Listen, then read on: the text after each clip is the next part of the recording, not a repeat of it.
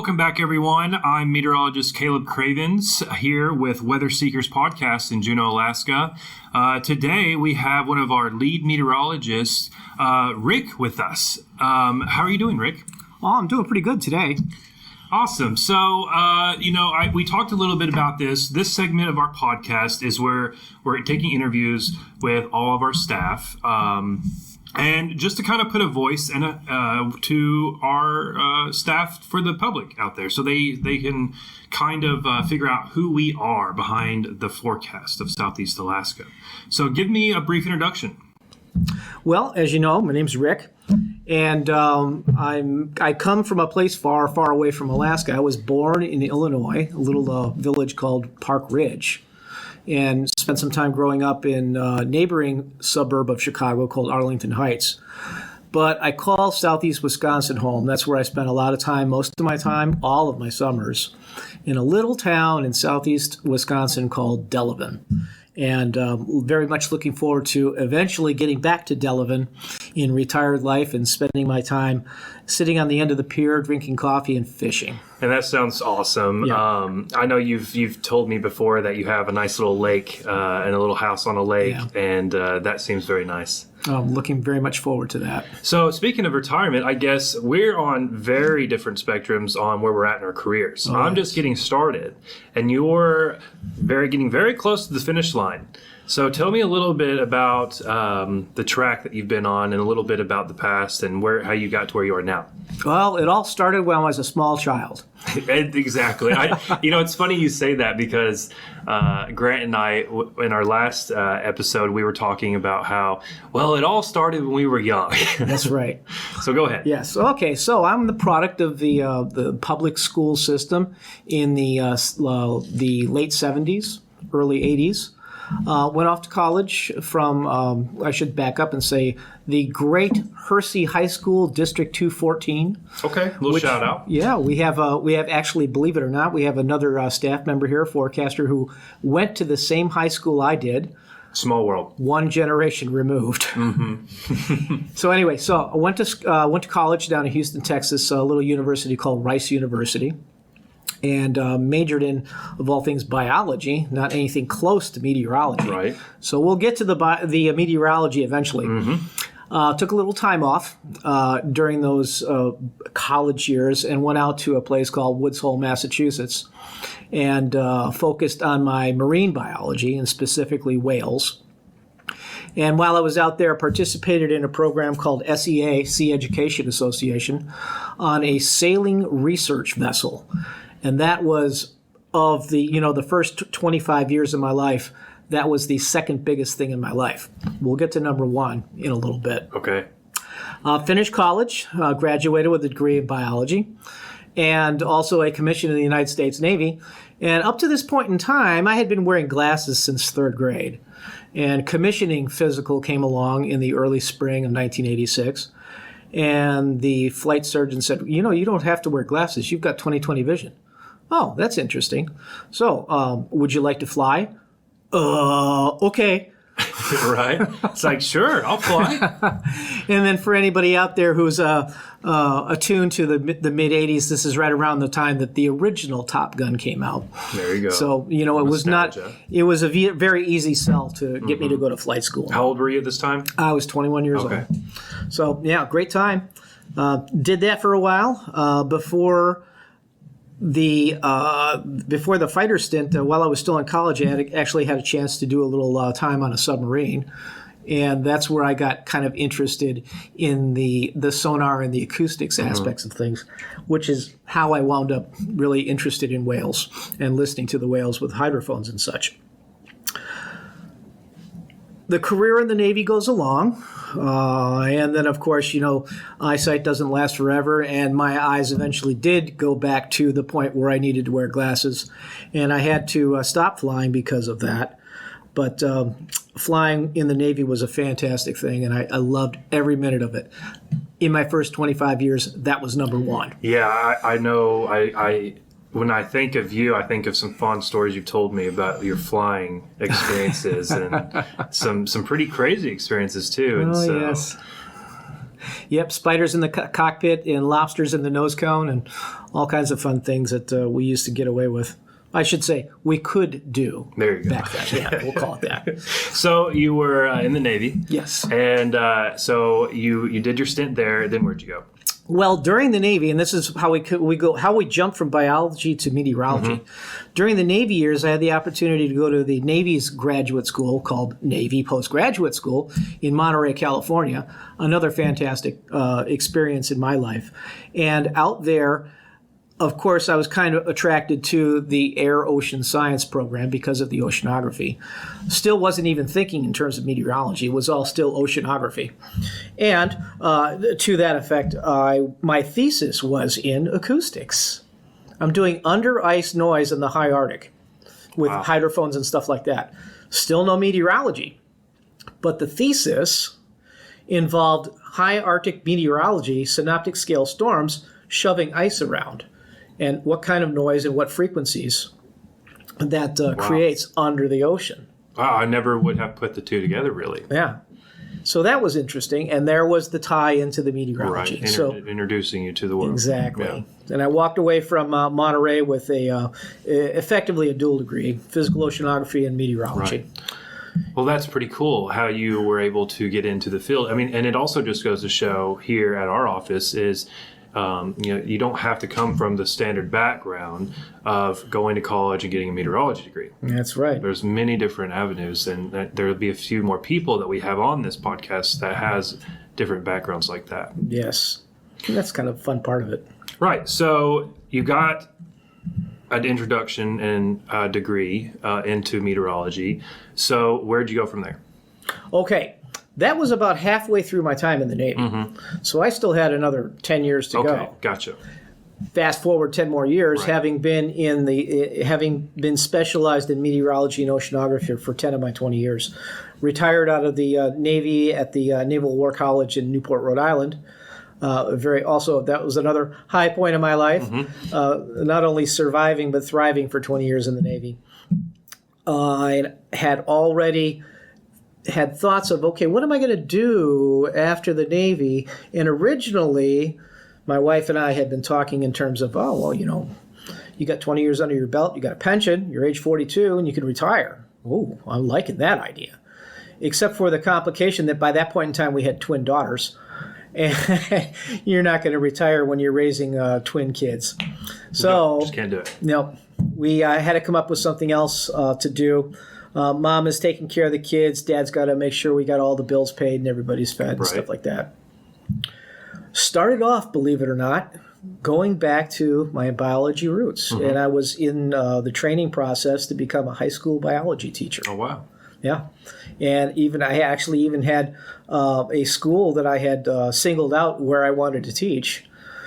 As a matter of fact, two. One was on an island in Lake Michigan, and the other one was on the border between Wisconsin and the UP of Michigan.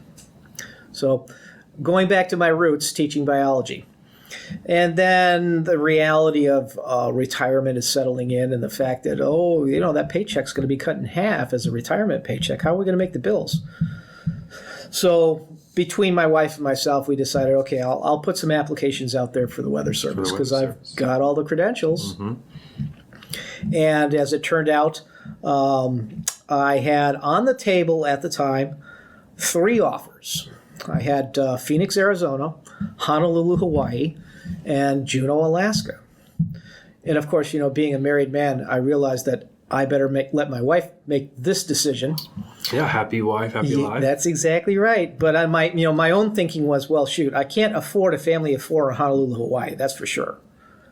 And I don't like the idea of living in a place where if you leave the front door open, tarantulas can walk in the front door. No. Not a fan of spiders. No. So I was hoping for my wife would choose Juneau, and sure enough, that was first choice. And we made the very long trek across the country, a caravan with a car, a truck, and a trailer behind the truck towing our sailboat, and arrived here in very early April 2006. And we have been here ever since in the same house for 17 and a half years. Crazy. Yeah. Time flies. Yeah. So when you were looking for other jobs outside of your teaching that you're doing, how did you know or find out about the Weather Service? It was pretty easy to focus on that because one of the things that the Navy provides you with as you're getting ready to, as they say, transition out of the Navy is called Transition Assistance Program. And based on what you did in the Navy professionally, they give you a list of options of what you're potentially qualified to do. And of course, the Weather Service was very high on the list because it's a government agency, as is the military. And I had all of the military credentials. The other possibilities would have included things like the applied physics laboratories, or perhaps even if we had, we do actually in NOAA, the Ocean Services Program, or Ocean Service Program, things like that.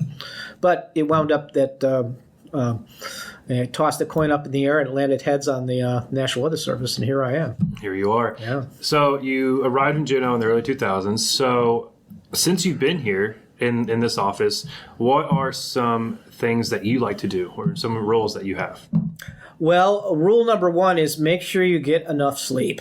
Yes. So I think as shift workers, for those that are listening out there who don't know, is we do staff this office 24/7, 365 days. And so we do rotating shift work. And so getting your sleep is very important. Yes. Rule number two, as far as work in the office is concerned, don't panic. And a phrase that I tell a lot of the folks that come here and train, I say, look, if you're not at 50,000 feet with an engine on fire or 300 feet deep with a hole in the submarine, it can't be too serious. I was going to say your perspective for, what is maybe extreme may vary different than others. Yes. But I think that's a good perspective to have. Grant and I were mentioning how we work as a team here, and on operations, it's just not yourself. And we all add our own little things to the team. And I think one of yours that you're really good at is keeping a level head when things get a little stressed, And as a lead, that's a good quality to have. Yep. There are a couple, as you know, Caleb, there are a couple of things where if something happens, you have to be able to act immediately. Down south, it's tornadoes. Mm-hmm. Here, it's tsunamis and earthquakes, and of course, the dam failure. Yep. And all of that has to be programmed into your brain, so if it happens, you don't even need to look at the keyboard. You know exactly what to do, and the message gets out the door within seconds. Exactly. So other than just our forecasting jobs here, we get to do a little extra things. We get to do some projects. For myself, I do a lot of outreach, getting out into the community, speaking with partners. What are some things that you like to do other than your just day-to-day forecasting jobs? Well, I will tell you that very early on, I got interested in the climate program here. The climate here in Southeast, as well as the rest of this great state, is unlike anything I'd ever lived in before. And then, of course, there's the whole climate change aspect and the higher latitudes experiencing climate change to a much greater degree than elsewhere. So that was an automatic for me. I found that very interesting. And it just so happened that the person that I was training under was getting ready to leave the office. So when Brian got ready to leave the office, he basically picked up the climate program and dropped it in my lap and said, here you go. And that was fine with me because I was very happy with that. And then because of my background, I also got tapped to assist the then aviation focal point.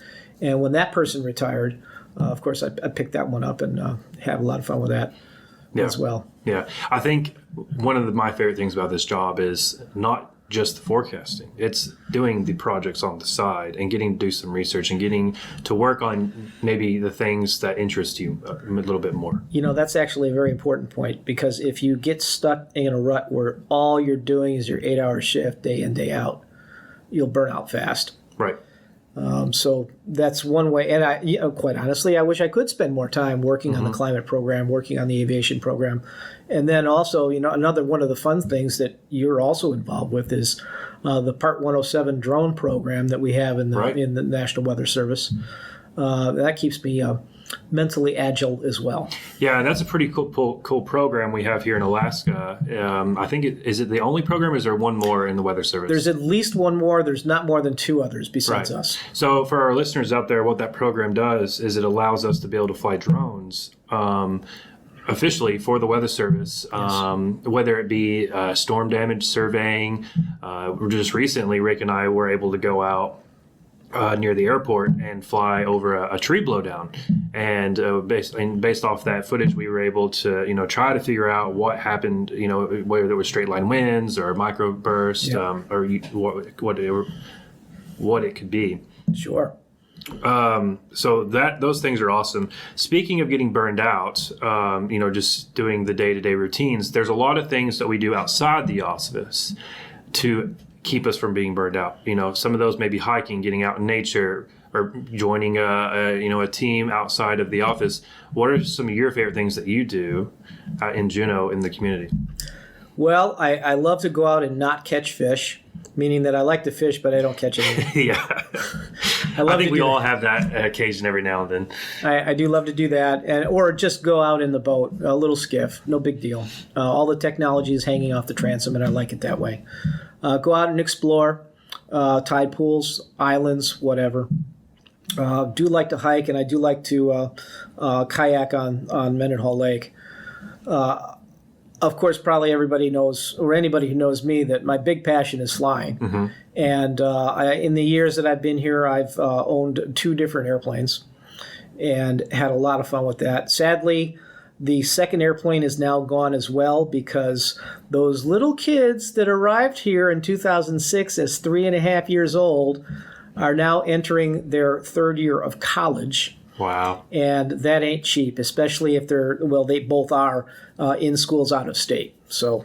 Yep, I know that very familiar. It's out-of-state tuition can get a little hefty sometimes. Yeah, and I know that there's a lot of families out there who say, hey, if you want to go to college, you got to earn it. Well, I didn't want to set my kids up with a massive amount of debt right out of college at the beginning of their years. So wife and I decided that we've had our fun. We're getting close to the end. Let's start giving up some things to be able to set our kids up with at least an undergraduate degree and no debt.